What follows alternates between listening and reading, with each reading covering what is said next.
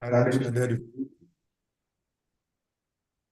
Namo Bhagavate Vasudevaya.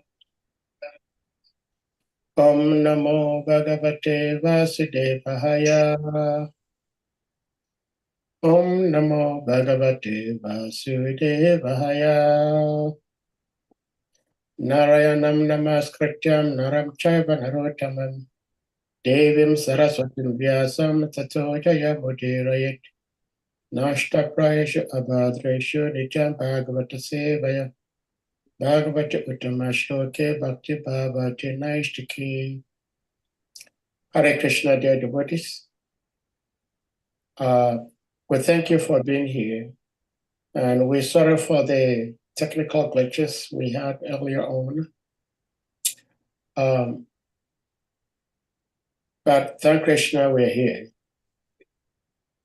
So we're going to discuss our usual Krishna Katha from the Srimad Bhagavatam, Canto 3, Chapter 2, text number 17.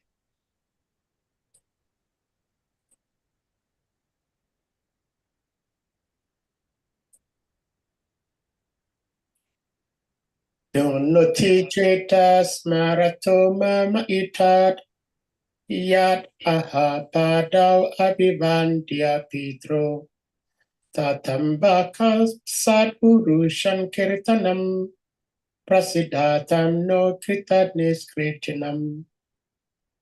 Dunnoti cheta smarato mama itat yat aha padau abhivandya pitro Tatambakam sadurushan kirtanam prasidatam no kreta niskritinam.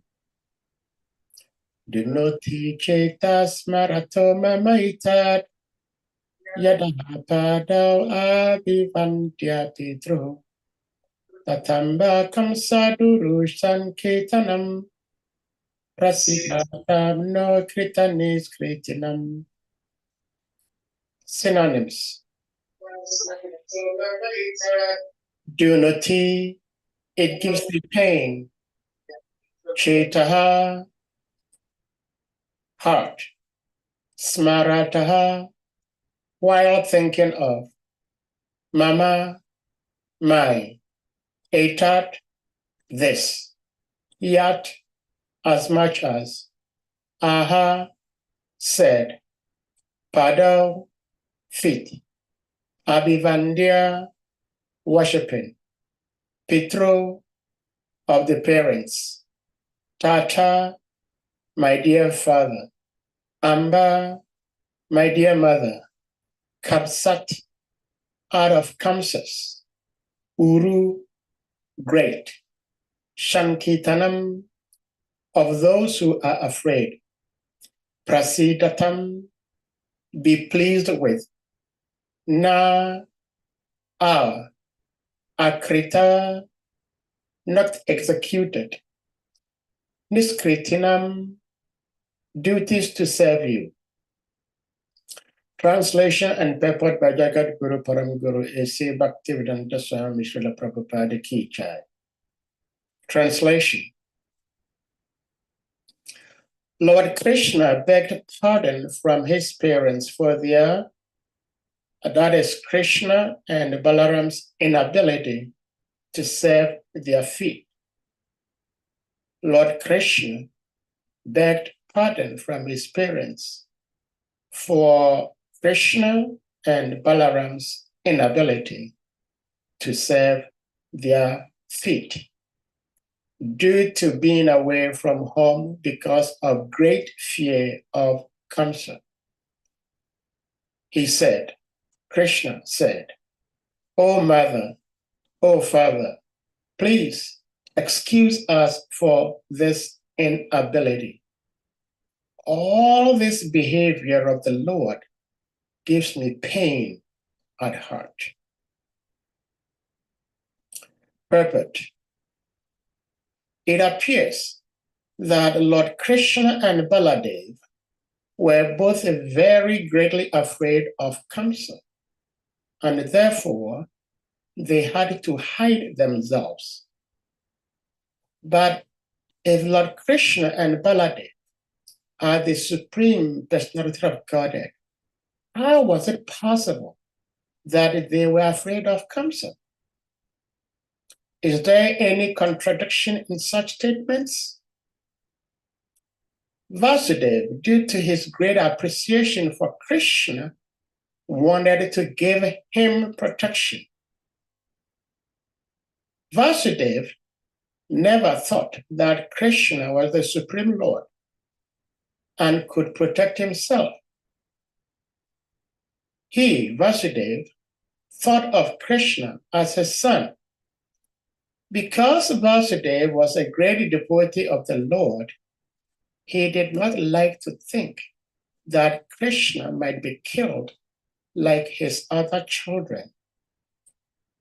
Morally, Vasudeva was bound to deliver Krishna to the hands of Kamsa because he had promised to turn over all his children.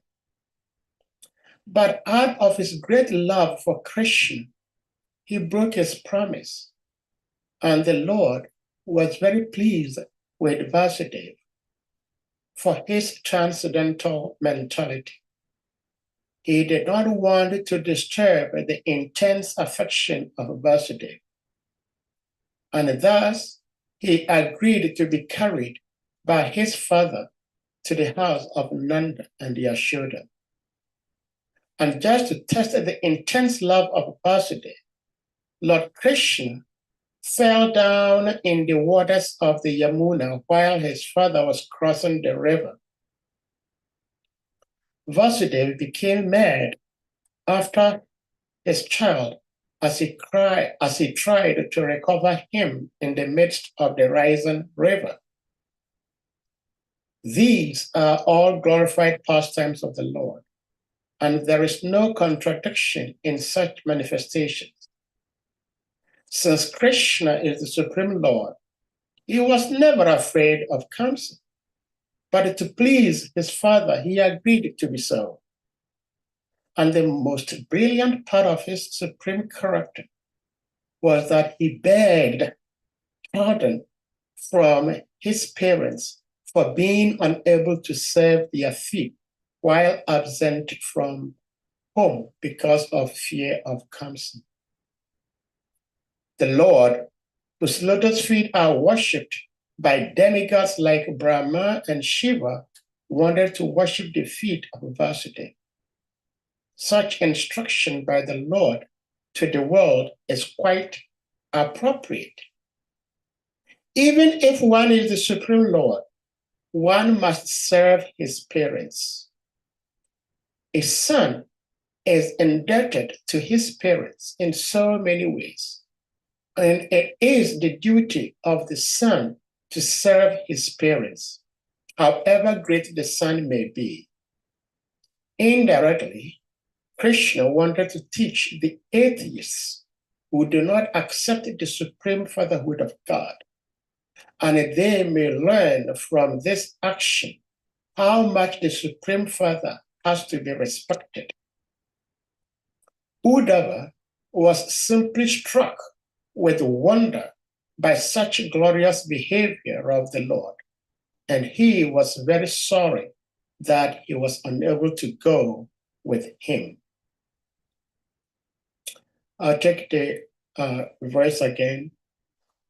Lord Krishna begged pardon from his parents for their, that is Krishna and Balaram's inability to serve the feet of the parents due to being away from home because of great fear of Kamsa.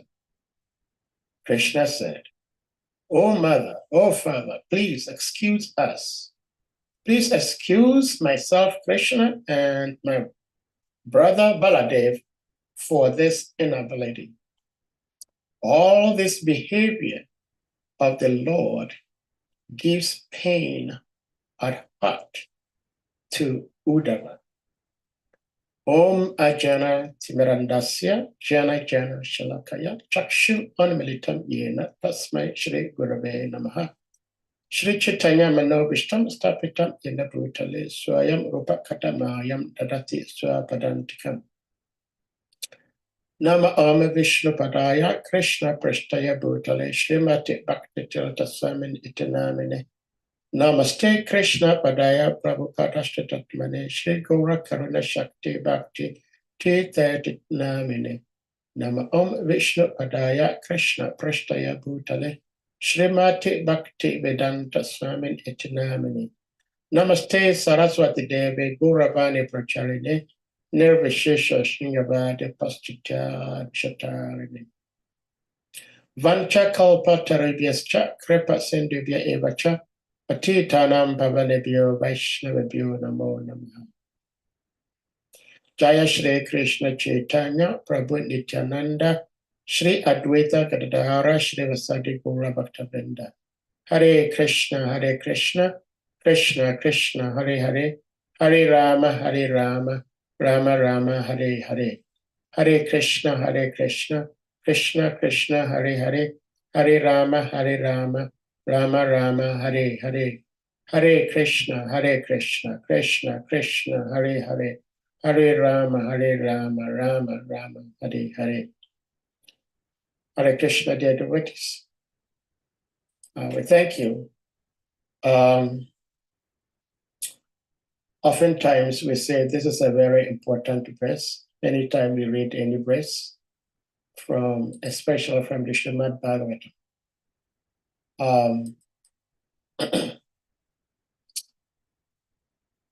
It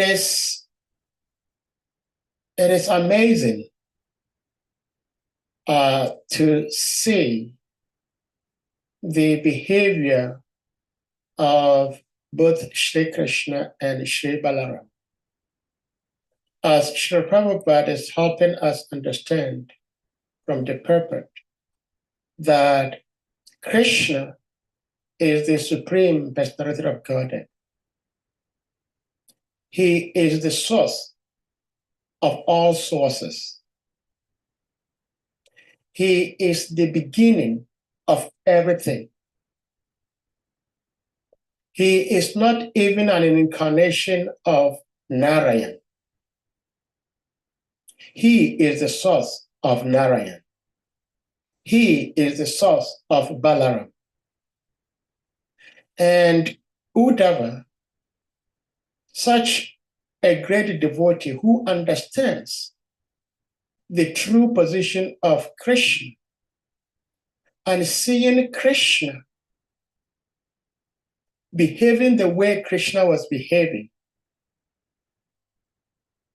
was all and inspiring and confusing at the same time.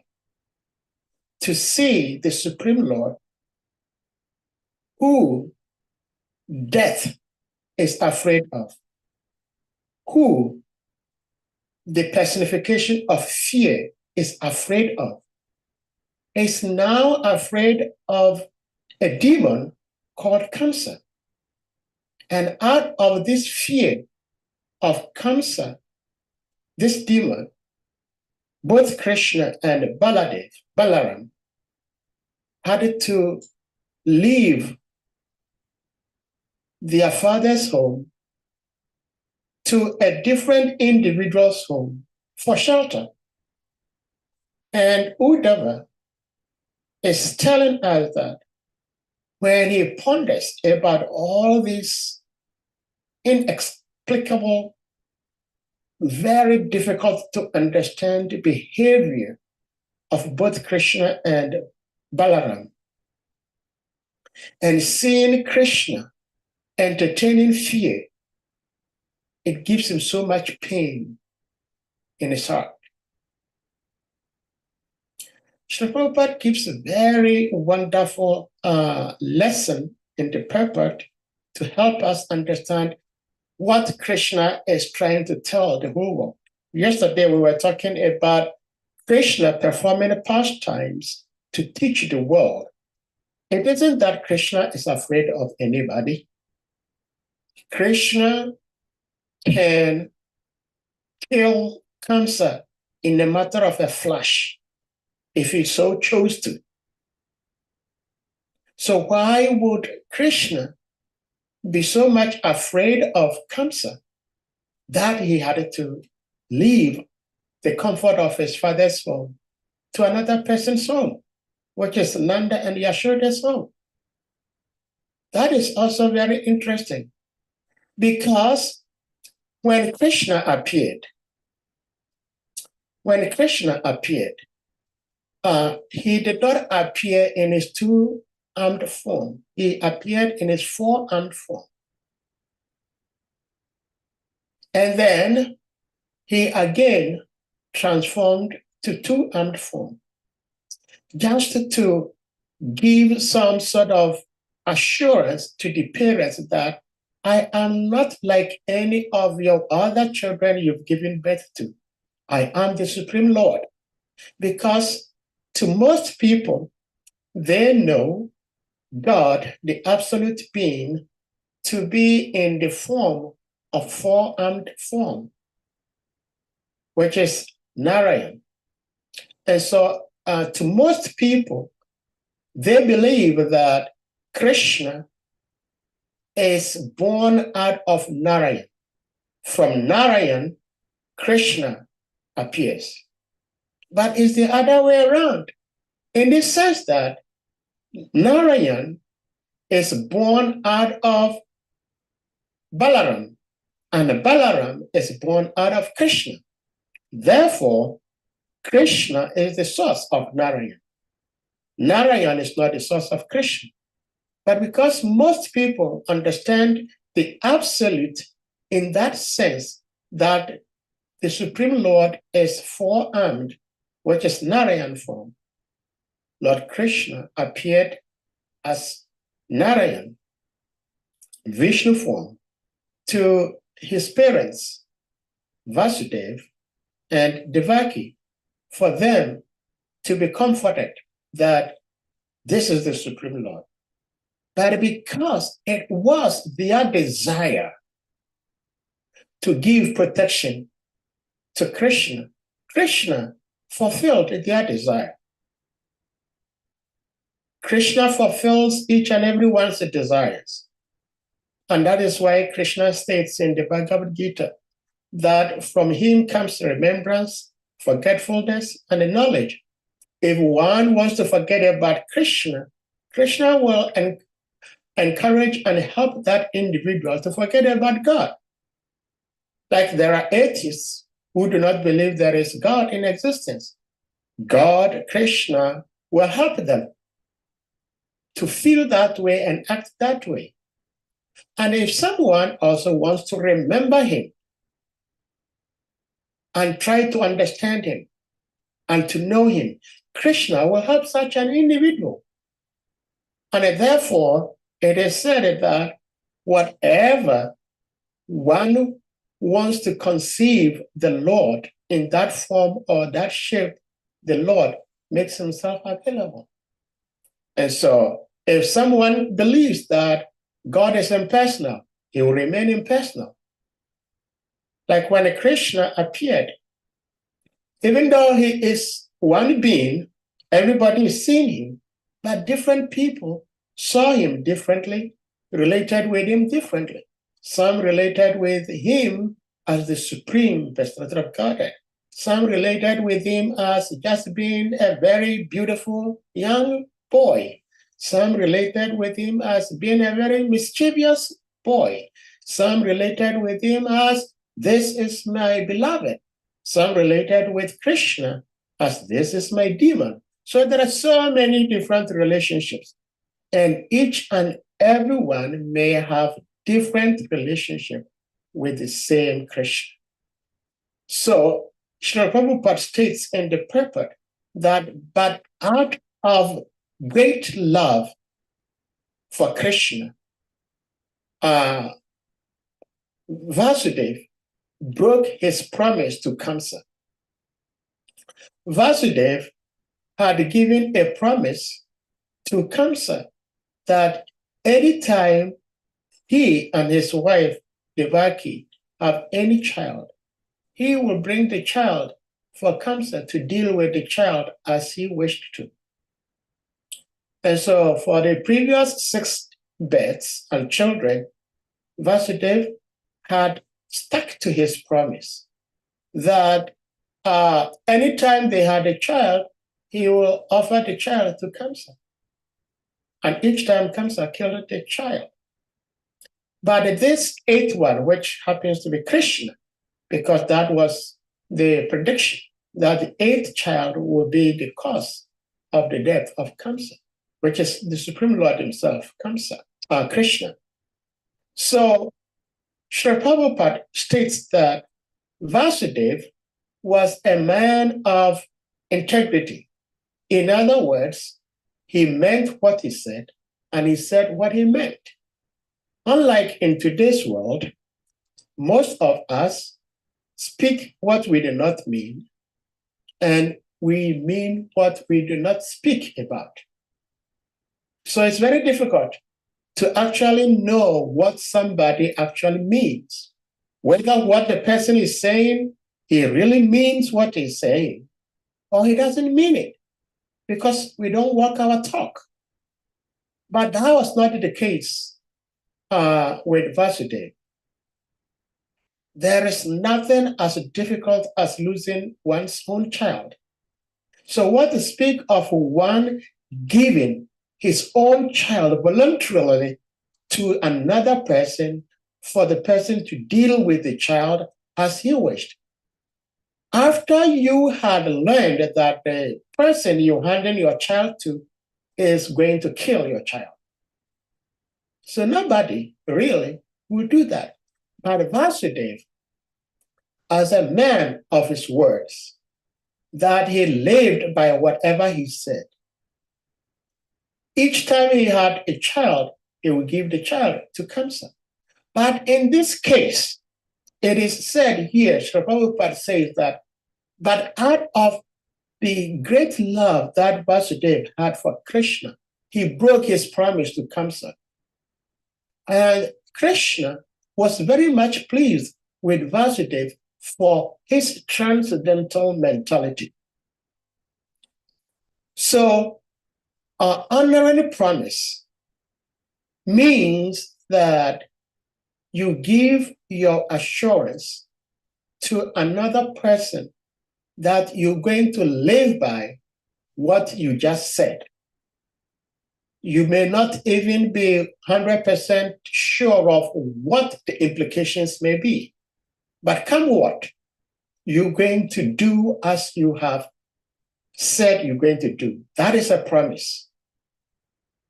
So Sri Krishna was very much pleased with Vasudeva, his father, to have broken his promise to Kamsa. Why? Because he wanted to give him, Krishna, protection. And therefore, we understand from this and many other instances that when someone goes through all sorts of difficulties, all sorts of inconveniences, just to please the Supreme Lord, it makes the Supreme Lord very happy. And when the Supreme Lord becomes very happy, then such an individual ultimately becomes happy in life. Everybody in life is looking for happiness. And we're all trying to get this happiness in different ways, forms, and shapes. But the highest and the best form of attaining peace that is eternal is to be able to please the Supreme Lord, Krishna. So here we are learning that even though Vasudeva broke his promise to Kamsa, but the Supreme Lord was very much pleased with him. Promise, like I was saying, is a declaration of assurance that one will do a particular thing, or that a particular thing will happen, and you do not care, you're going to do it. I am not sure if Salika Prabhu, if you can give a verse for us. Otherwise, I'll try to share it myself. Let me see. But there is a verse from the Bhagavad Gita, chapter 7:15, the purport. In that text, Krishna, actually Srila Prabhupada explains in the purport that when a child is in the womb of the mother, the child prays to God that, please, I am in such a very harsh environment. Why is being in the womb a harsh environment? Because the child is in the womb, which is filled with pus, bile, fluids that are not very nice, and it's hot. It's a very hostile environment. And so the child promises God that, please try and get me out of this environment. And I promise that if you get me out of this environment, I'm going to worship you.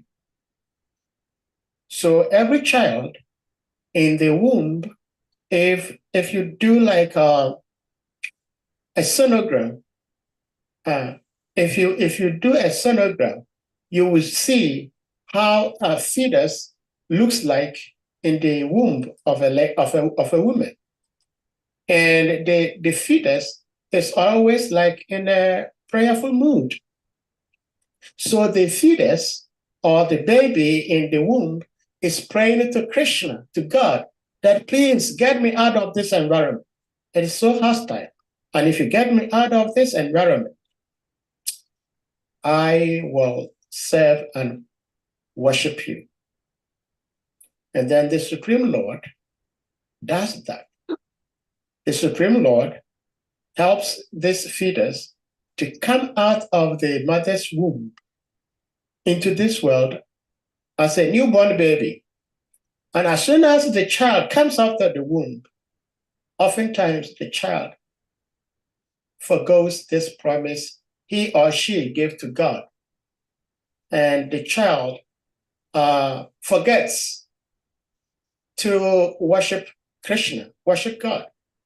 So this is the position we find ourselves in. Thank you, Salika Prabhu. Not only the child praying and giving promises to Krishna that if you get me out of this place, I am eternally going to serve and worship you. The mother herself also prays to God that, please protect me, help me have this child in all safety. And I promise, as soon as I'm done with this child, no more childbirth. But we all know what happens after that. So we forgo this promise not out of love for Krishna, but out of either hatred or just being ungrateful to Krishna. So this is what Srila Prabhupada is reminding us in the purport to 7:15 of Bhagavad Gita, that the child promises Krishna that I am going to take care of you as a servant and worship you, but it does not happen. Again, like I was saying, in the purport to Srimad Bhagavatam, Canto 3, chapter 31, text 11, Srila Prabhupada also explains that the mother promises that she is never, ever going to have another pregnancy. But we see what happens. She does become pregnant again.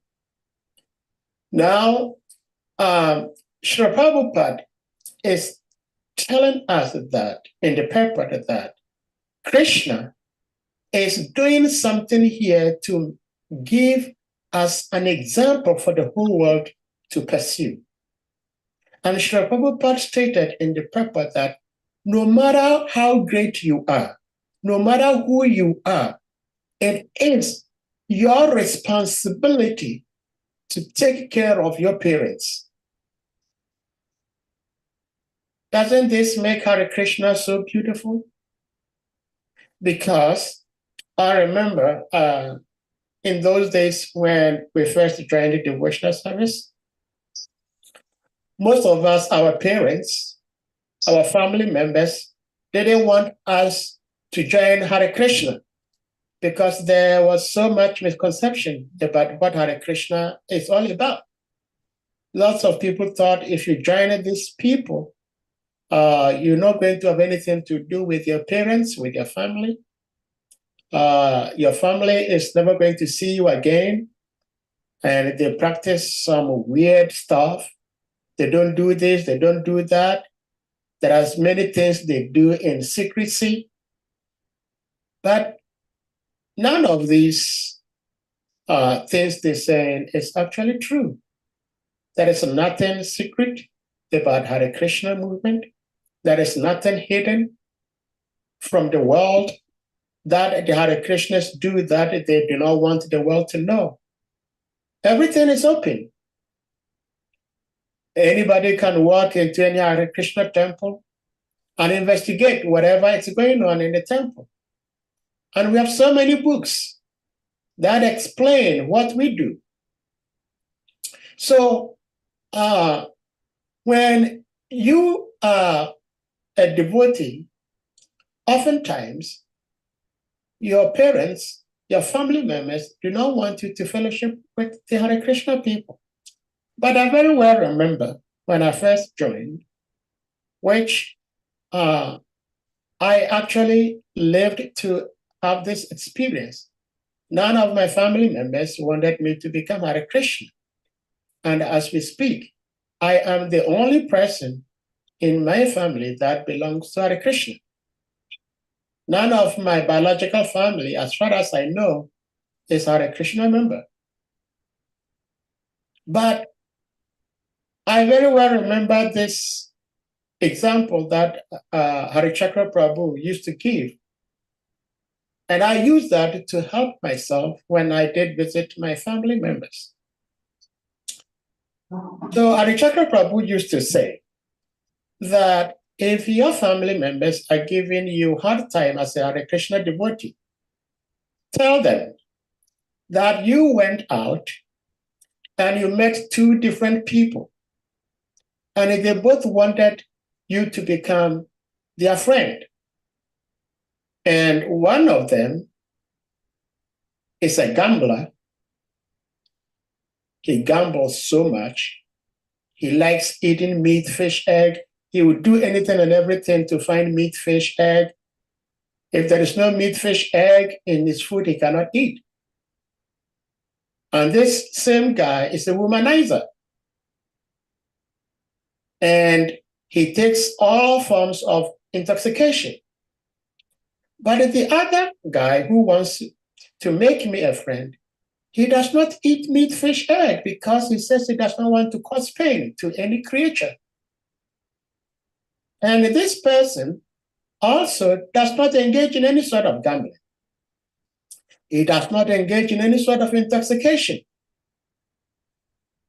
And he does not engage in any sort of illicit sex. So I am torn between these two people. Which of these two people do you think is appropriate for me to befriend? You, as my parents, I have come to you. Please offer me your opinion. Which of these two people should I have as a friend? And obviously, your parents are going to say, make friends with the one who says he does not do this, does not do that, it does not do this. And you tell your parents, that friend is the Hare Krishna movement. They're telling me not to do this, not to do that, not to do this, not to do that. And here we are hearing from Srila Prabhupada the example Lord Krishna is giving that everyone is duty bound as a father, as a son or as a daughter, more particularly as a son, to provide care for their parents.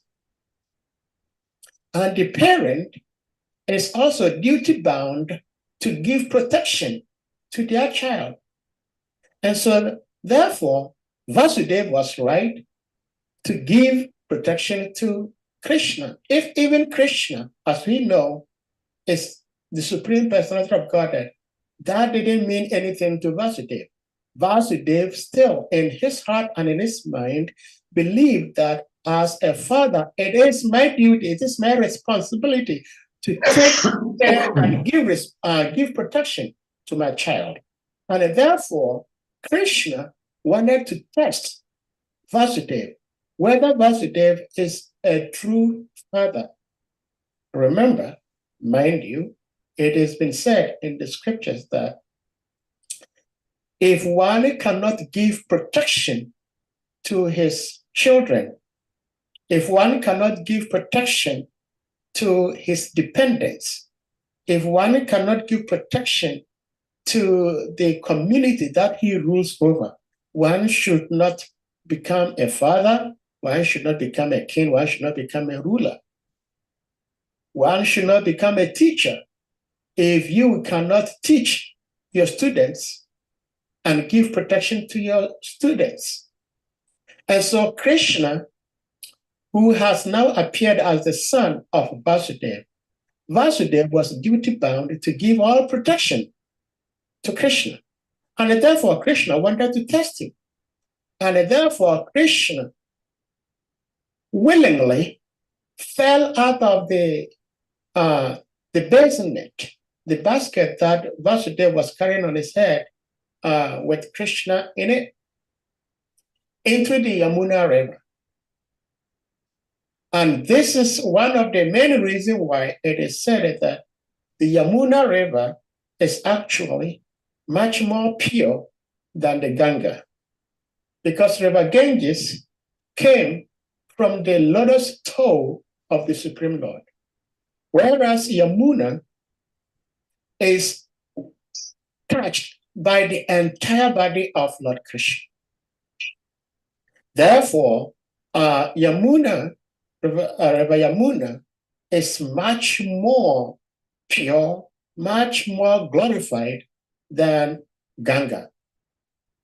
Well, when Krishna fell into the river of Yamuna, you can just imagine being a father, carrying your child whom you so dearly love, falling out of the basket into the river. He did not fall from the basket onto a mattress, onto a bed.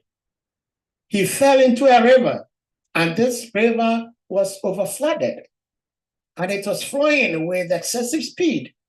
So you can just imagine how desperate Vasudeva must have been, trying to give protection to his son. And so Krishna remembers this protection that his father gave him. And now he is also remembering how he could not serve his father because out of fear of Kamsa, his father kept him in another place, which is the place of Nanda and Yashoda. And therefore, instead of rendering service to Vasudeva and Devaki, they were rendering service to Nanda and Yashoda. And they felt pity. Krishna and Balaram, they felt pity in their hearts.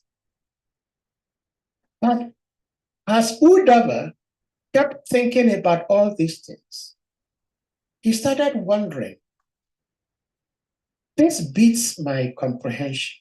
I cannot understand how the Supreme Lord, Shri Krishna, can come to the level of an ordinary child to entertain fear of another individual who is just an ordinary jiva, Kamsa.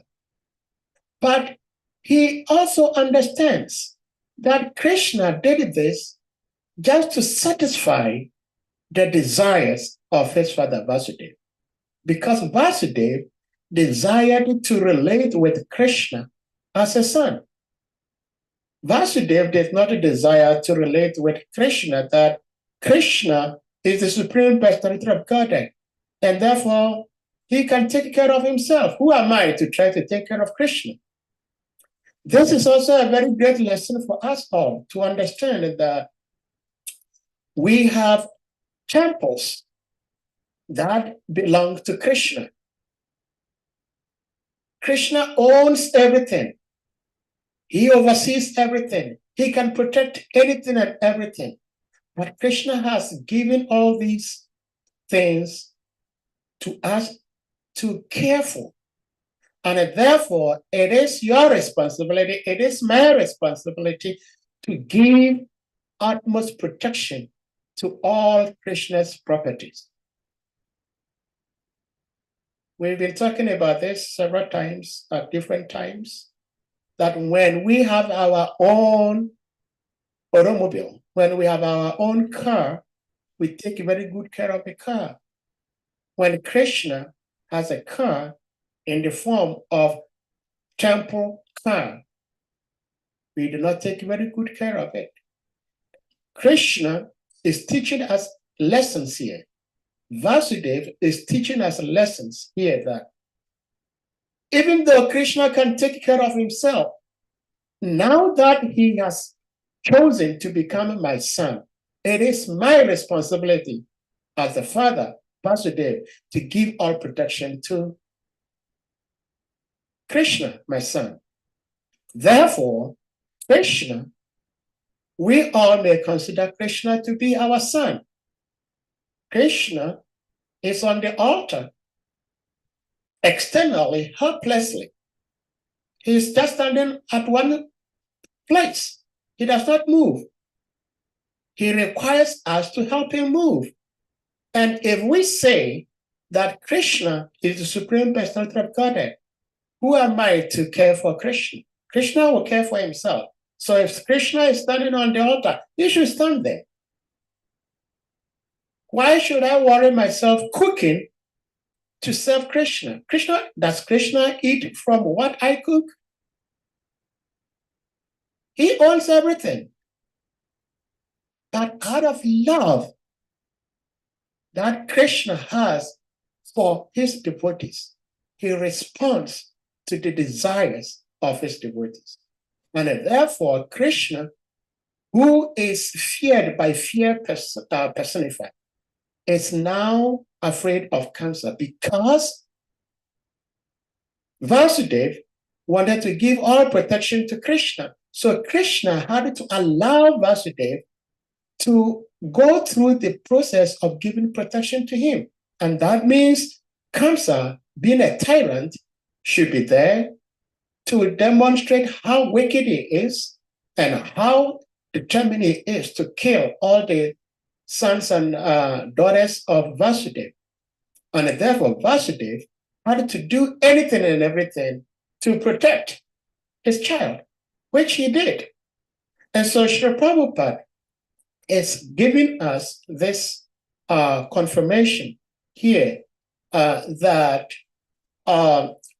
Lord Krishna pretended to be afraid of Kamsa because he just wanted to please his devotee, who is now in the form of his father.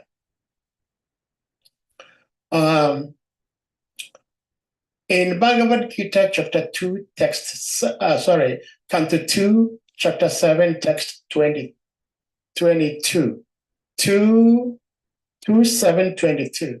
In the purport, Srila Prabhupada states that it is a very essential instruction for all human beings, that it is the duty of the father, the spiritual master, and ultimately the state to take up the responsibility of leading the citizens towards the path of God realization.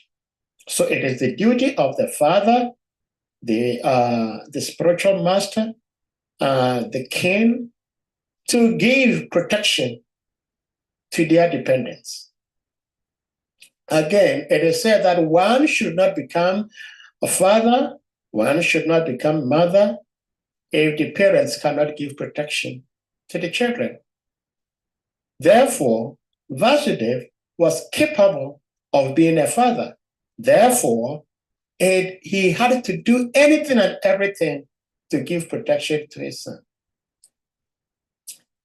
Again, Sri Prabhupada said this thing so beautifully in the purport, how Krishna was offering apologies on behalf of himself and Balaram to Vasudeva and Devaki, that they could not be with them to render service to them.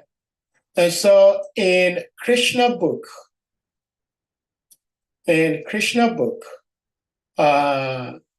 chapter 45, in the purport also, Srila Prabhupada explains, and let me see if I can find it here.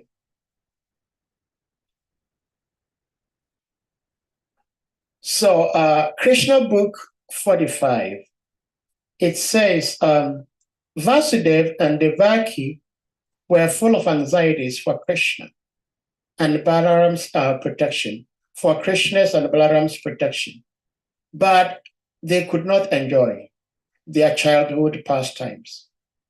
Krishna said, unfortunately, being ordered by our fate, we could not be raised by our own parents to enjoy childhood pleasures at home. My dear father and mother, a man cannot repay his debt to his parents, from whom he gets this body, which can bestow upon him all the benefits of material existence.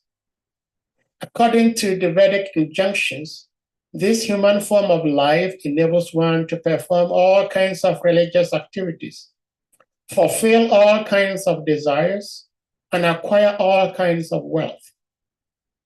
And only in this human form is there every possibility that one can get liberation from material existence. This body is produced by the combined efforts of the father and mother. Every human being should be obliged to his parents and understand that he cannot repay his debt to them. If, after growing up, a son does not try to satisfy his parents by his actions or by an endowment of riches, he is surely punished after death by the superintendent of death and made to eat his own flesh.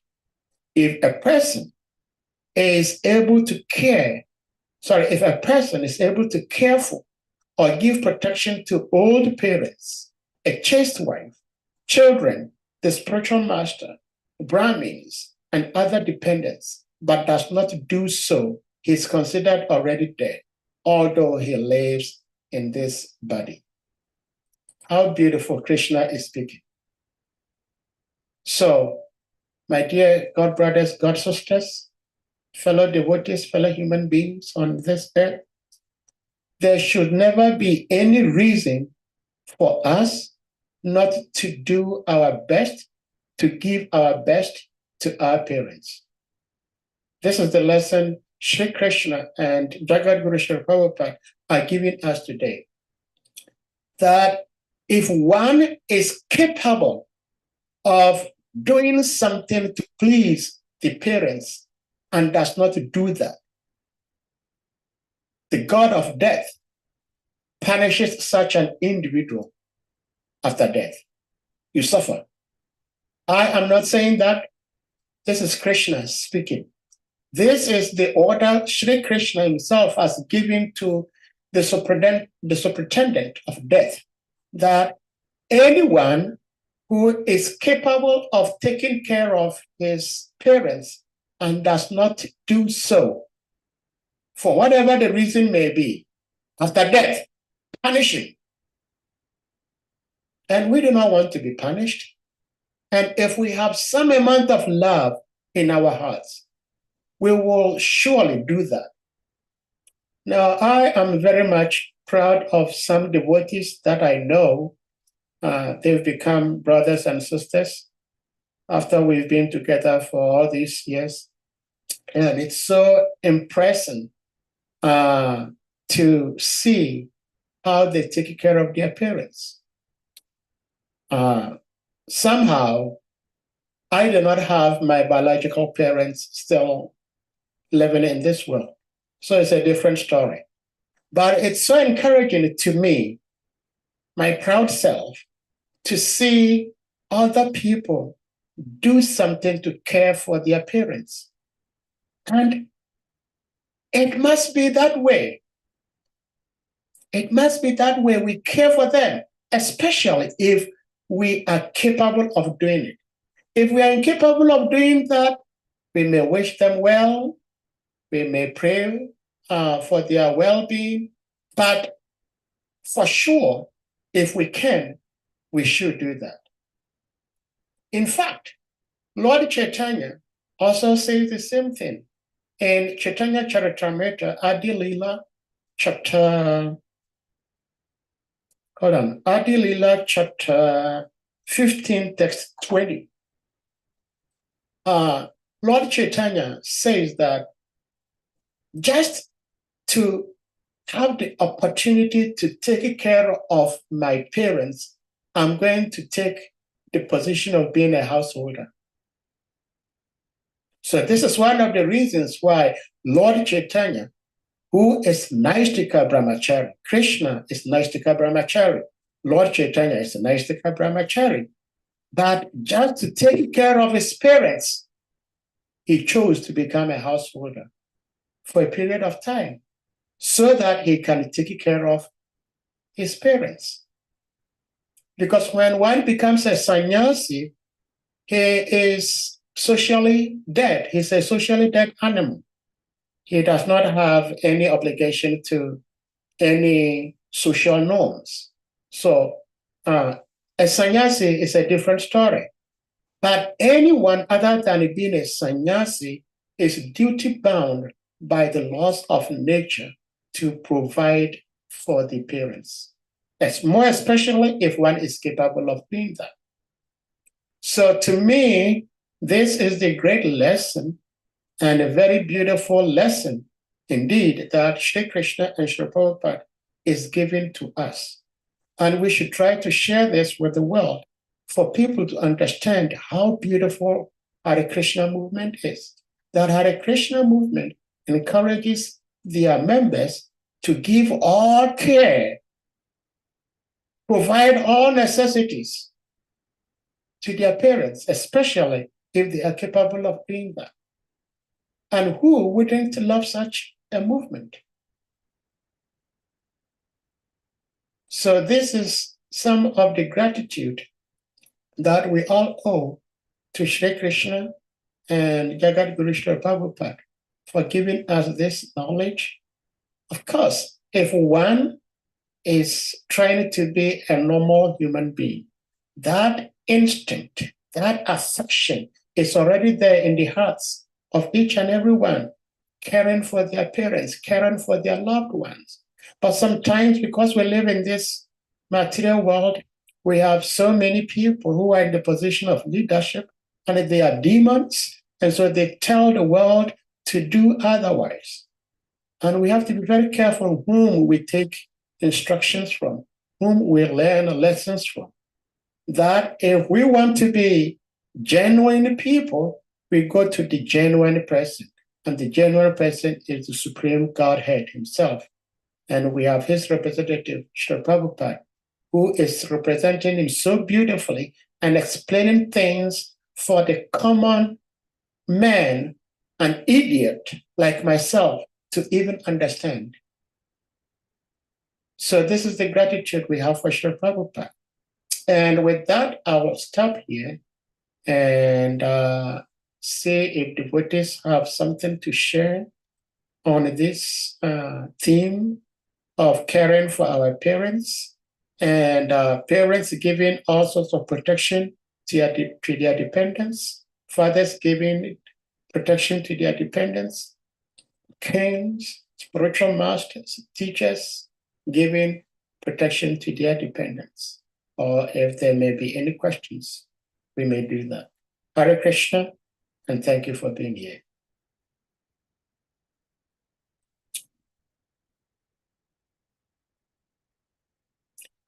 Dr. Hassan, please you may unmute. Hare Krishna. Hare Krishna, Your Grace. Hare Krishna. And I said, Mahamud, respect of essences. All glory to Gurudev, all glory to Srila Prabhupada, and all glory to the assembled devotees. Thank you for the wonderful class. I have many questions, but where I am, I don't know if I can ask all, but I will ask one after the other. If I get another chance, then I will ask the rest. Your Grace, during the class, this is the first one I want to ask. You do mention that when we are in the womb, like we are praying to Krishna, please take me away from this place because I'm suffering, and when I come out, I will serve you, I will worship you. But when we come out, because of our ungratefulness, we forget to fulfill our promise to serve Krishna. So my question is, what about those?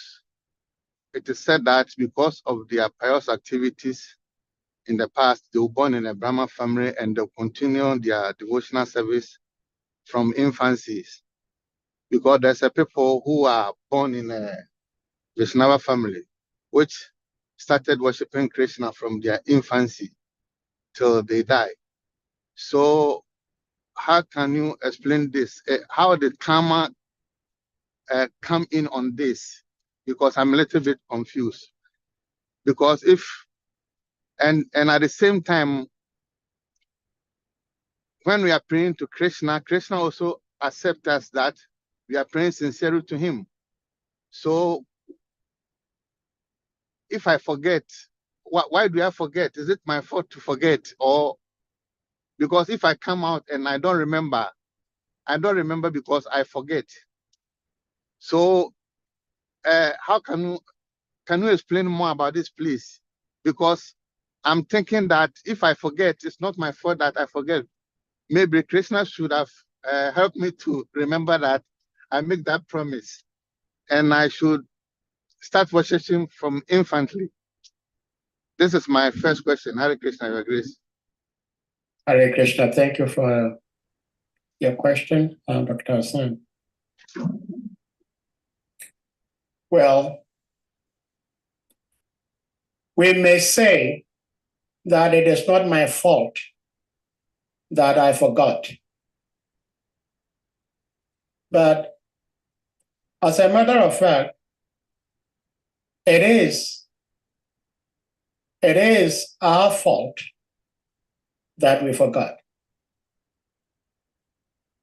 Because Krishna, like I said in the delivery of this katha, that Krishna says that from him comes knowledge, forgetfulness, and if we want to serve him too, he will give us the help to serve him.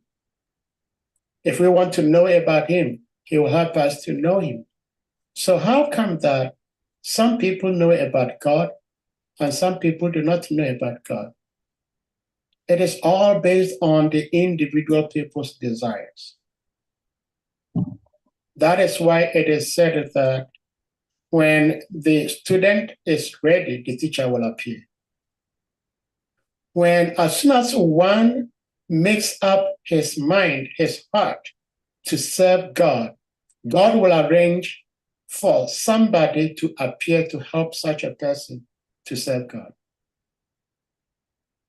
There is one song, the title is, I Can't Remember to Forget. So we sometimes remember to forget. And other times we forget to remember what we have said we're going to do. That is when we do not want to follow through with our promises. So a child or a soul, based on his or her karma, may be directed into the home of Vaishnavas, just to have an upstart from the very beginning of his life as a devotee. But like we were saying yesterday, not all children of devotees become devotees. The child is given the opportunities up to the child to make good use of the opportunity given to him or her, or do as he chooses to. So it is not forgetfulness of the soul that he has now forgotten, therefore he cannot be blamed. Why has he forgotten that he prayed to God, to Krishna, for protection while he was in the womb? But he still remembers from the womb that he was fearful of his life. That once you come out of the womb, you still have this sense of fear in you whenever and wherever. Everybody has this sense of fear. We started developing this from the womb. How come we have so much affection for this or that? All this affection are all primary traits that we gathered from the womb. Why haven't we forgotten to give up on those? We dwell on what we like and forget about what we do not like. And so due to ungratefulness, we forget that we had given promise to Krishna that we're going to worship him once he gets out of this place. It's just like someone being in a jail and then telling somebody, a very good lawyer, that I promise you, if you take me out of this prison yard, whatever led me into this prison, I'm not going to do it again. And this lawyer, with his team, worked so hard and are able to get this individual from the prisons. How can you ever forget what was done for you? Now, we may say that we were kids. We don't remember. Some people say that you now have a whole blank slate, that you don't remember anything. But like I said, Krishna is telling us that if we want to remember him, he will help us remember him. If we want to remember what we had said to Krishna, the promises we had given to Krishna, he will help us remember, and he will help us to follow through with the promise that we gave. And so some of us here may not remember that we made this prayer in the womb, but because we had the desire to do as we promised, even though we do not remember it clearly, Krishna saw our desire, and so he made the arrangement for us to now, as of today, we know clearly that we all made such promises to Krishna. And Krishna is allowing us to remember that we made this promise, and it's up to us whether we're going to follow through with the promises we made or we're not going to follow through. So now you know, now I know, does not mean that we're going to serve Krishna. It's still up to us. Whether we're going to serve him or not, it's up to us. But if we want to serve him, Krishna, he will help us. If we want to forget about him, if we want to become ungrateful, that you ever helped me once when I was in this precarious situation, he said, oh la la, do as you wish. So I will say that when we forget about the promises we made to Krishna, it means that we are ungrateful. Because generally, we do not forget things that hurt us so much, especially when we are in a very low mentality. And most of us are in a very low mentality. Those who are influenced by so much low mentalities, they dwell so much on things, bad things that happen to them. Good things that happen to them, they don't remember. But bad things that happen to them, they remember. So those of us who are still on the very low mental platform should remember that we were going through this pain and we prayed for God's protection. And he did. So why do we have to turn our back towards him? So I would say that it is our fault to forget about Krishna. And with that, we go to His Grace, Govinda Prabhu. Please, you may unmute.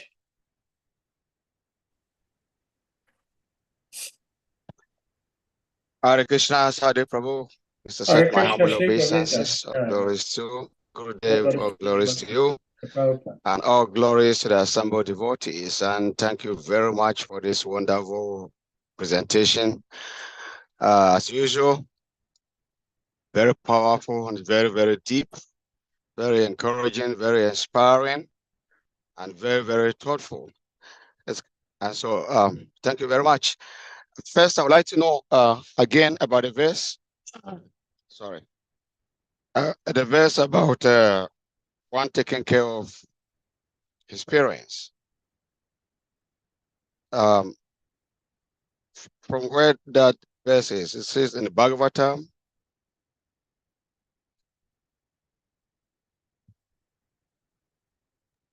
I said Krishna book. It's in Krishna book? Krishna book, chapter 45. Okay. Yes. Mm. And it's Krishna himself speaking. And Krishna was speaking to his parents, which Prabhupada gave a very short portion or a brief portion of Krishna's apologies to his parents in this purport. But the entire apology Krishna was rendering to his parents can be found in Krishna book, chapter 45. It's so beautiful. Okay. Yeah. Krishna is warning the whole world that everyone is duty bound to take care of their parents. And Srila Prabhupada states in the purport that this Krishna did this for the atheists to learn that Krishna is our ultimate father. So why don't we try to do something to serve him? You know, that is the other point. Apart from, excuse me, say, our biological immediate parents, Krishna is our father. So why don't we want to serve him? Mm-hmm. It's very interesting. Yeah, that's very, very, very interesting. Yeah. And so, so the second question to that is talking of service to our parents or service to our family, because the parents means a chain of family, and so therefore we are duty bound to actually liberate the entire family. But immediate family, like father and mother, how do we serve them? If Krishna talk of serving parents, what exactly is he talking about? Is he talking about serving them on the physical plane, or even service that will ultimately liberate them from the material world? Because talking of servicing the body of the parents might not be devotees. Otherwise, the parents might not be God conscious parents. They demand meat, Okay, my mother is demanding meat. I'll go and buy meat. I'll go and buy, drinks. I'll go and do all kind of things that Krishna is requesting the living entities to stay away from is what they are doing. And so providing them such things for them to gratify their senses and to bound them and send them to hell, is that what we call service? And if I don't do that, if I don't give such things, am I not rather helping them instead of giving them and push them to hell? Is that the service Krishna is talking about? Because materially, everybody is looking for that, sense gratification, eating, sleeping, mating, and defending. So what service is Krishna actually referring to when you talk in terms of servicing our parents? Hare Krishna, thank you for your beautiful question. Like we all know, sometimes one asks question just for clarification or just to help the audience. So someone asking a question does not necessarily mean that that person himself or herself is going through such an experience. It is a very interesting question because I've heard from some devotees, and personally, I used to think like that some time ago. Like I said, that I'm the only person, as far as I know, in my family that belongs to Hare Krishna.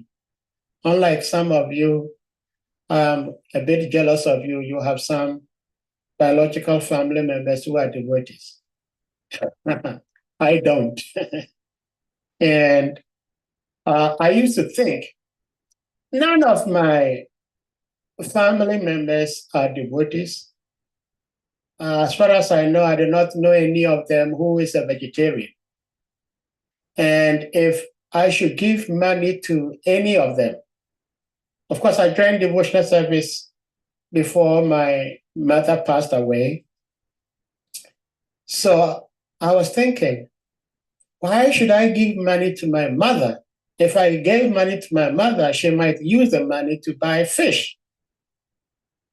And I do not eat fish, so why should I encourage somebody to eat fish? But thank Guru and Krishna, sooner than later, I understood that that was a wrong conception. That we do not want to encourage people to do things that we do not. Yet, we cannot forcibly make people stop doing what they are doing that we do not want them to do, or we do not wish them to do. In other words, I cannot force my parents to stop eating meat, fish, and eggs. But by gradual education and by my own lifestyle and prayers, they could be changed. And one devotee gave this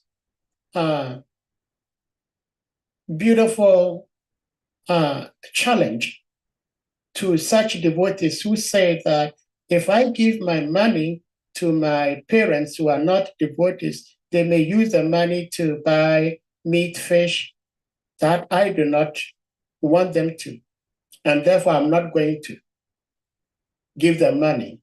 This devotee's challenge is that if you strongly believe that, do you have savings in the bank? I don't mean you, anybody here, but people in general save money with the bank. And when you save money with the bank, when you're sleeping at night, do you know what the bank uses your money for? At night when you are sleeping, the bank is using your money to engage in so many, excuse my language, horrible transactions, like guns, ammunitions, like meat, like alcohol, that you have no control over. All you needed was to save your money with the bank. How the bank uses your money for, that you cannot control. So if our parents, especially when they become aged, because Sri Prabhupada also highlighted that if they become aged, if they become weak, they cannot do as much as they used to do when they were young. And we have the ability to help care for them, like wash their clothes. And you say they are not devotees, I'm not going to wash their clothes. Sweep their room. You say they are not devotees, I'm not going to sweep their room. Cook for them. You say they are not devotees, I'm not going to cook for them. But they are dependent on you. What do you do?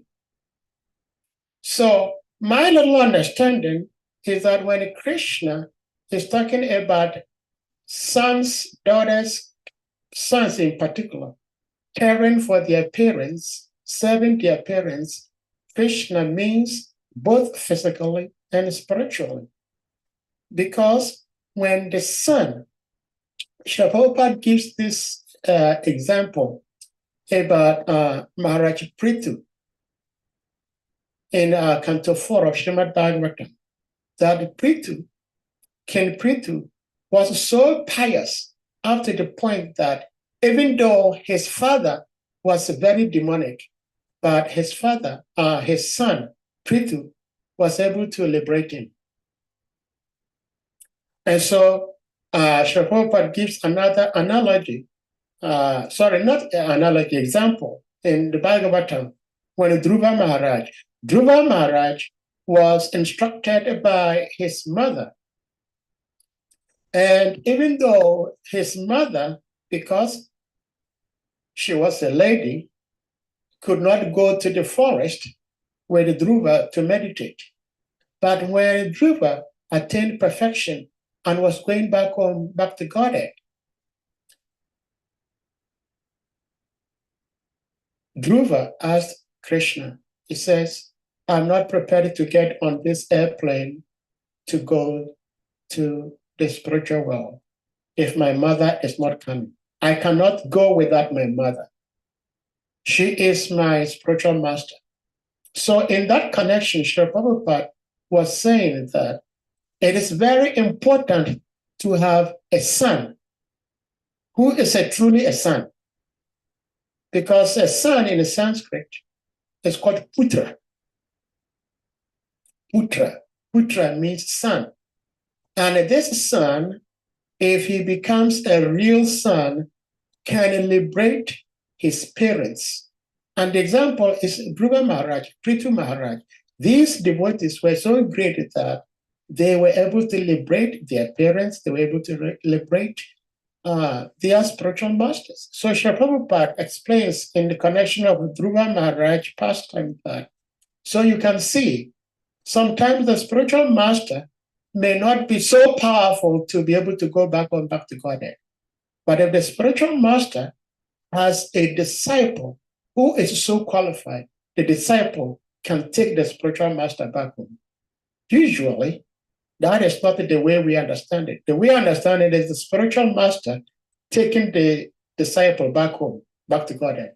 But sometimes it does happen that it is the disciple who is taking the spiritual master back home. And so Srila Prabhupada, in his own unique, humble attitude, from time to time prayed and congratulated his disciples that he is just praying that he can have one moon. And if he has one moon, this moon will be able to liberate him, Srila Prabhupada. So yes, when Krishna says that a son should care and serve the parents, it's both physical and spiritual, because when one becomes a devotee of the Lord, he directly or indirectly is going to serve the parents because he is going to get liberation. And with that liberation comes the parents, and not even just the parents, as we read from the scriptures, generations before him and generations after him. This is the glorious diamond gift of devotional service, that when we perform devotional service nicely and we're able to please the Supreme Lord does not just benedict us alone, but benedict our generation. So my understanding to Krishna asking us to care for our parents is both physical and spiritual. I don't know if you want to share something because you asked the question, and I think you have something under your sleeves. Hare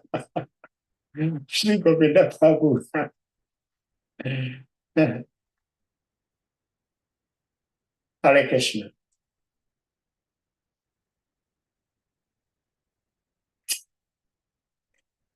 Anyone else? Hare Krishna, Your Grace. Yeah, Bhakta Hassan, you said you Can I come in again? Yes, please. Yes, so, were you okay with your first question, the answer given? Yes, I'm okay, but I still want to ask something. So can we consider our forgetfulness as part of our karma, or can we consider it that way? Sometimes forgetfulness is due to karma. Now let's try to understand what karma means. Karma means reaction to our actions. And that's why I say that we may blame so many things on karma, but it still ends up on us. Because the karma is not just there because it wants to haunt us. It's there to give us back what we once saw. So karma means reactions to what we did in the past. So karma simply means reactions. And if there is no action, there wouldn't be reaction. So even if we say forgetfulness is due to karma, it still boils down to ourselves. We did some things that we were not showing so much interest. We were not really committed to doing it. And so Krishna says, okay, if you don't want to do it, I'll help you to forget about it.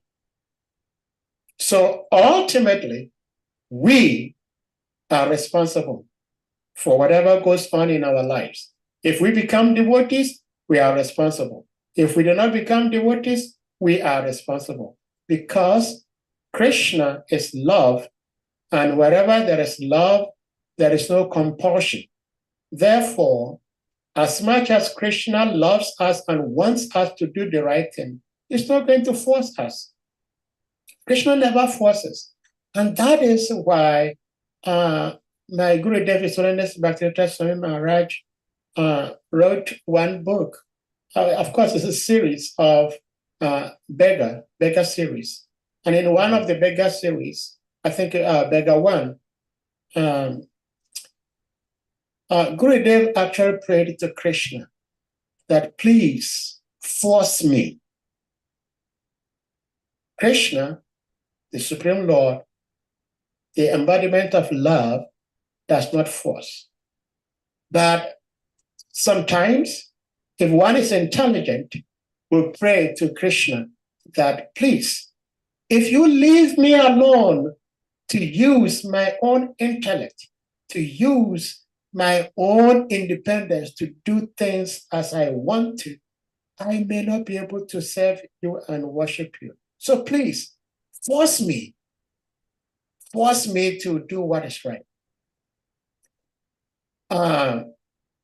It's on a higher level that I am not there, so I always say, for now, I'm not going to pray like that.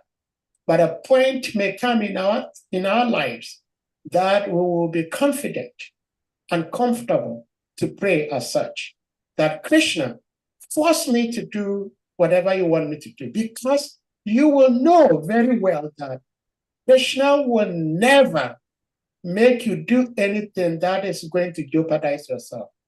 Krishna will never let anyone do anything that will hurt you. Krishna made Arjuna fight the battlefield of Kurukshetra. So externally, you may think, if Krishna is asking me to fight all these people, I'm going to fight my kinsmen, my relatives, my teachers, my parents, my friends, and I'm going to kill them, and all the wives are going to be without husbands. Who is going to take care of the wives? If women are left without proper care, then the whole community, the whole society falls into chaos, and I'm going to be responsible. So it's very difficult. We read Bhagavad Gita and we take it for granted that it was so easy for Arjuna to do it. It's not easy. Serving God is not an easy thing, because we are human beings, we have feelings, and there are things we would want to do. But if Krishna says, no, don't do it that way, I don't like it that way, I like it this way. And if we truly love Krishna, then we do what will please Krishna. But foregoing our desires and just fulfilling Krishna's desires, it's not as easy as chewing gum. It's not easy. And that is why one has to constantly pray to Guru and Krishna to guide him, give him the necessary strength and the love and the wisdom to do what pleases Krishna. Otherwise, it's never easy. Even Jesus Christ, he knew that he was going to be crucified. But at the point of the crucifixion, he prayed to God, why have you forsaken me, my Lord? Did you want me to suffer this way? That is on the human level. And then when he got himself into the spiritual level, he said, Lord, thy will be done. And therefore, my Gurudev, His Holiness Bhattacharya Swami Maharaj says, in the entire Bible, from Genesis to Revelation, the most important prayer is thy will be done. 4-letter word. Mm-hmm. Thy will be done. It's easier said than done. Thy will be done. It's not easy. But ultimately, that is the truth. So it's very, very difficult to worship God. And that is why those who are devotees of God must be honored, must be worshipped, because they are taking the most difficult task in life. Forgoing your own peace of mind, your own way of doing things to please yourself, to make you feel better, feel good, and to follow somebody else's. We are devotees, and therefore we are very limited to what we can do to earn money. There are many things we can do to earn money in this world, but once you become a devotee, what you can do to earn money is very much streamlined, it's very limited. And so for someone like my Gurudev, he had the opportunity to become whoever and whatever he wanted to become in life, in society. Universities were paying scholarships for him to study free. Schools, universities were paying for his flight to school and to home.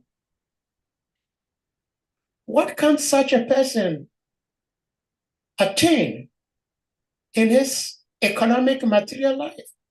But he forwent all those and became a pauper just to serve Krishna. So when you see somebody who has opportunity to have all these wealth to himself and forgoing all those wealth, which is obviously minus Krishna, because that is not what Krishna has planned or wishes for you. And if Krishna says, this is what I want you to do for me, if you want to do this for me, do it. If you don't want to do it for me, and you want to do what you want to do, you may also go ahead and do it. And then this person who has everything to gain forgoes everything he could do to gain whatever to serve Krishna. Such a person is worshipable. And that is why Krishna himself says that he himself cannot repay the gopis and the gopas for their love for him. See. Yes, but Hassan, you may continue what you want to ask. Yes, thank you. I can ask my second question. Thank you so much for the wonderful answer, Your Grace. My second question follow up about about Krishna talking about how important to serve and worship your parents, which is very, very, very, very important. Even in Quran, it says that you are to go to heaven, the gate of your heaven lies in the foot of your mother. So if you worship your mother, you have a chance of going to heaven. So when you do something which hurt her and close that door, then you'll find it very difficult to go to heaven. So that is important of worshiping your parents. So, Your Grace, my question is, if you are worshiping your parents perfectly, everything, you are doing everything for them, and you come across devotional service, and I will give instance, for instance, especially the Muslims or Christians, when you are changing your faith.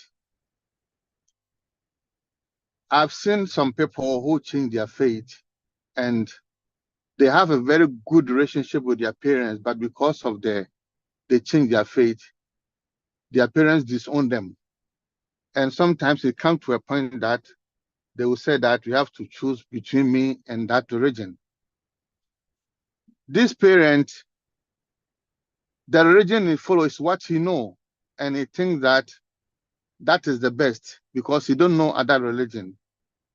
So in him or her heart, he thinks that for love he has for you, he don't want you to change your faith. But you also find something else which is more beyond that religion you are following. Let's say Christian or Islam. And oftentimes, sometimes I see somebody who changed his faith from Islam to Christianity, and this person is so humble, he's so pious, as I know, and his father cursed him, said that you're never going to have peace in your life. And I've seen this person going through a lot of difficult times in life. So my question is, and for instance, for a Muslims, even if your parents die, sometimes they said, even if I die, don't come to my funeral, don't touch my body. And they would disown you totally. So from that time, the serving you are giving to them has to cease, or you have to choose between them and the religion. So if you find yourself in this situation, what do you have to do? Do you have to hide yourself, doing your Krishna consciousness, and lie to them? Or do you have to choose Krishna consciousness over what they are saying? This is my question, Hare Krishna. Hare Krishna. Well, other devotees might help in this regard, but I do not have a blanket approach to your question, because I think it will be better addressing this in an individual way, because some parents may say that if you're not going to follow our religion that we do practice, and you're going to follow a different religion, consider yourself no more part of this family. They will say that, and that is it. There are other parents, they may say that, but when they later discover the new behavior, the new attitude of their loved one, of their child, which is so sweet, which is so pleasing to each and everyone, they regret. And they themselves, if even they do not become members, they will become appreciative. There are quite a number of examples in this way where lots of devotees became devotees, and the parents did not want them to become devotees. They did anything, everything that they did not become devotees. Some said, if you have chosen to become a devotee, then you have nothing in my accept. You have nothing in my royalty, because you are no more my child. And the child said, well, I have seen Krishna. I love Krishna so much. I cannot turn my back towards him. I cannot turn my back towards you. You are my father. But I pray for you. And then they go on to perform their devotional service. And with time, they also become appreciative of Krishna consciousness. But we should be very careful. There is a classic example of Jayapataka Swami Maharaj,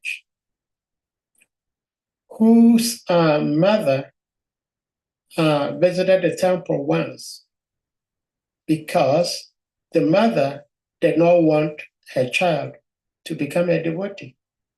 So the mother came to see Srila Prabhupada, to speak to Srila Prabhupada, to figure out what is it about this particular individual that my child has seen that doesn't want to listen to what I am telling him. I know my son is not like that. My son is always obedient. So why is he like that? So she came. She came to see Srila Prabhupada. And Srila Prabhupada spoke with her. Of course, it's Srila Prabhupada. And this is also described in the Srila Prabhupada Lilamrita, how Srila Prabhupada, when he got to know that Jayapataka Maharaj's mother was visiting him, he asked the devotees to all care so nicely for her. You see, in the scriptures, it is said that one who is a true devotee will provide care for his enemy in such a nice way that the enemy will even forget that this person is my enemy. So Srila Prabhupada cared so beautifully for Jayapataka Maharaj's mother. And she did not become as inimical as she once was. And because she was inimical, Jayapataka Maharaj did not have much regard for her at some point. And then Srila Prabhupada once called him and told him that, your mother was here the other time. You have to worship your mother. When you see your mother, bow down to her. Srila Prabhupada is so sweet, Srila Prabhupada is so sweet. So this is an example to all of us that, yes, our parents may be inimical at some point in our devotional life. We should not pay them back with inimical behavior or attitude. We should rather become so sweet and so exemplary to the point that the parents may not have any grounds to not want us to become devotees. If the parents do not want us to become devotees, what is their reason? I'm respectful. whatever you ask me to do, if I cannot do it for you. If I cannot do it, I explain myself to you in a very respectful manner. If there is something I can do for you, I'll do for you. I have no problem with anybody. I have no problem with the government. I have no problem with any individual. I have no problem with any religion. I have no problem with your faith. So what is the problem? But when we try to become as inimical as the parents or whomever is throwing at us, then when there is two strong, harsh words meeting, then there is going to be chaos. So we as devotees should always try to take the humble position, especially as children. We should always take the humble position and try our possible best to do what is pleasing according to Shastra, according to Guru, according to the sadhus. And we continue to pray that Krishna touches their heart. Because when Krishna touches their heart, they will also understand what we are tasting and they will become favorable. Since Shima Varaha Prabhu has something to add, please, you may unmute Shima Varaha Prabhu. Hare Krishna. Haribol, Hare Krishna. Sir, glories to Srila Prabhupada, Jai. all glories to Sri Guru and Gauranga. On this last question about parents forcing their children to, or abandoning their children because of their faith, this is not supported by any scripture. The Christian Bible says that the faith of the father cannot save the child.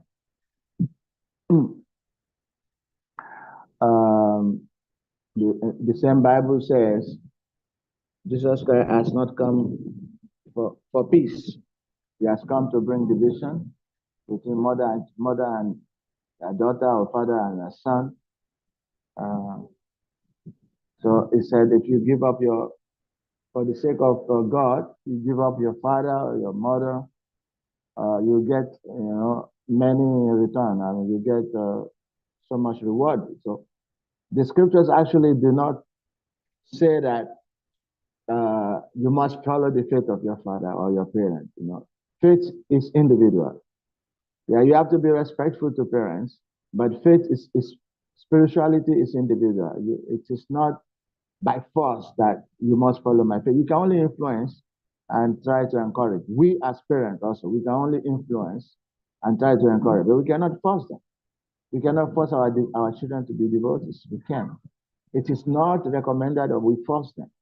And our parents also cannot force us. The scripture never said that you must force your parents. Now, I don't know if Quran says that they should force their children to be Muslims, because it may seem that that is there in the Quran or something, but neither the Bible or the Vedic scriptures, we did not see example where parents is forcing their children to become, to follow their faith. No. Great stalwart devotees, God's incarnation came as devotee, Advaita Acharya, Nityananda. He did not force them, children to become follow them, because this is not recommended. Faith is individual. It can never be legislated. You cannot force it on anyone. So that area, even though the scripture says that we should respect parents and so on, worship them, but when it comes to the matter of faith, we have our free will. I think the other point, in guru and disciple relationship, just like in guru and disciple relationship, there are certain things the guru cannot force on his disciples. There are certain, even though they say you should not disobey the spiritual master, is one of the offenses against the holy name, but there are cases whereby you can. Yeah, if it is contrary to spiritual injunction, and even in the matter of marriage, matter of love, you want to marry somebody and your spiritual master says no, And if you decide to marry that person, that's your own business. That does not mean that you have to disobey the Guru. It's your own business. We saw in the story of Bhishmadev and his Guru. You know, Amba went and said that Bhishmadev had touched me, he must marry me. And what is his name? Parashuram tried to force Bhishmadev to marry Amba, and they declare war. You know, he fought his Guru over this. He said, no way, I'm not marrying. So the even Guru and disciple relationship, there is a limit, you know, that you have to follow. If it's against your wish, you are right to follow what you think, what you feel. So compulsion is not there. There must be no compulsion in faith. I think that's what Quran says. Yeah, Quran says like that. Quran says there should be no compulsion in faith, and that if God had wanted us all to follow one faith, He will have created only one religion. That is in chapter 5 of Quran. You know, those who know Quran, chapter 5. I don't know the exact text. Area maybe 29. So there should be no compulsion in faith. If God had wanted us all to belong to one faith, He would have created only one religion. That is Quran talking. So we have to understand that there's no blind following, whether following parents or following guru. There should be no blind following. Faith is individual. Hare Krishna. Hare Krishna. Thank you so much, Rahacharya Prabhu. I think that is the key. If there is love, compulsion will be nil. So thank you for sharing that, His Grace. Bhakta Hassan, I hope this helps clarify your beautiful question. Your question is so real because most of us have lived through it. Yes, I'm very, very satisfied with that, because at the end of the day, spiritual life is individual, and sometimes we ask these questions to have more inspirations and more to become more stronger in decisions we take. Yeah. Because as a devotee, you cannot continue to hide yourself. Yeah. So these questions help us, to people like me, to become more strong and more inspired. Yeah. So thank you so much for your contribution and your answers. Thank you so much. Hare Krishna. Hare Krishna. Thank you for your beautiful questions. Hare Chakra Prabhu, please give me unmute. Go to the next person. I'll come back. Okay, Hare Krishna. I don't see any hand here, but one thing I would like to share is how Uddhava, after considering all the different behaviors of Krishna, he was allowed. A problem. Sorry. He was very much alarmed, and at the same time, it was a fascination for him, because I did some readings. If you read Bhagavad Gita chapter 10, text 12, Arjuna was praying to Krishna, and he said, excuse me, you, Krishna, you are the supreme personality of Godhead, the ultimate abode, the purest, the absolute truth. You are the eternal, transcendental, original person, the unborn, the greatest. All the great sages as Narada, Asita, Devala, and Vyasa, confirm this truth about you. And now you yourself are declaring it to me that you are the supreme of Godhead, the source of all sources, the causeless cause of all causes. And then again in Srimad Bhagavatam, as we're discussing, the first canto, the first chapter, and the first verse, 111. You cannot miss that. It says, Sri Vyasadeva prays. It says, "Oh my Lord, Shri Krishna, son of Vasudeva, O all-pervading personality of Godhead, I offer my respectful obeisances unto you.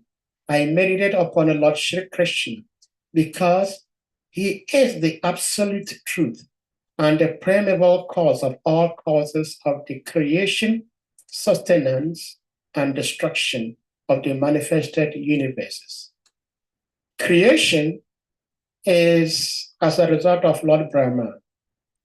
Sustenance is as a result of Vishnu. Destruction is as a result of Lord Shiva. But Vyasadeva is praying that Krishna, son of Vasudeva, is the source of all these personalities.